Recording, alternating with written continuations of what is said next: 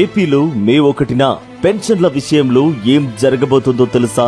అవ్వాతాతల్ని చంద్రబాబు ముఠా ఎందుకు టార్గెట్ చేసింది? ఎన్నికల సంఘానికి ఎందుకు పదే పదే ఫిర్యాదు చేస్తోంది?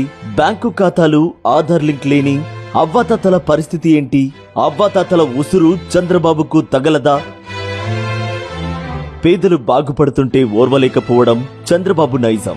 అవ్వాతాతలు ఆనందంగా ఉంటే సహించలేకపోవడం చంద్రబాబు దుర్బుద్ధికి పరాకాష్ట.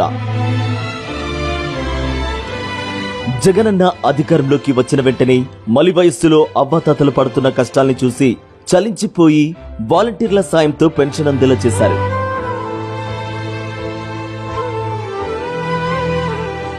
దుష్ట చతుష్టయం చంద్రబాబు ముఠా ఎన్నికల కోడ్ పేరుతో అవ్వాతాతల్ని టార్గెట్ చేసింది.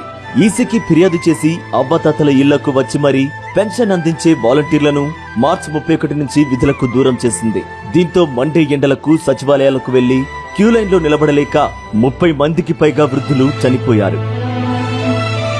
అయినా మళ్లీ ఎల్లో ముఠా ఎన్నికల సంఘానికి ఫిర్యాదు చేయడంతో ఇప్పుడు ఈసీ డీబీటీ ద్వారా డైరెక్ట్ అవ్వాతాతల ఖాతాల్లో డబ్బులు వేయమంటోంది. అయితే గ్రామీణ ప్రాంతాల్లో ఎంతమందికి బ్యాంకు ఖాతాలున్నాయి? ఖాతాలున్న వారికి ఎంతమందికి ఆధార్ లింకులు ఉన్నాయి? ఖాతాలు లేని వారి పరిస్థితి ఏంటి? ఈ మండే ఎండలకు బ్యాంకుల చుట్టూ వాళ్ళు తిరగగలరా?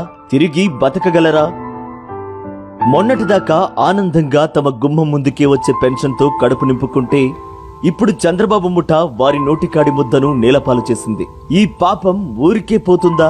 అధికారంలోకి వస్తే వాలంటీర్ వ్యవస్థను రద్దు చేస్తామంటున్న చంద్రబాబుకు అవ్వాతాతలు శాపనార్థాలు పెడుతున్నారు.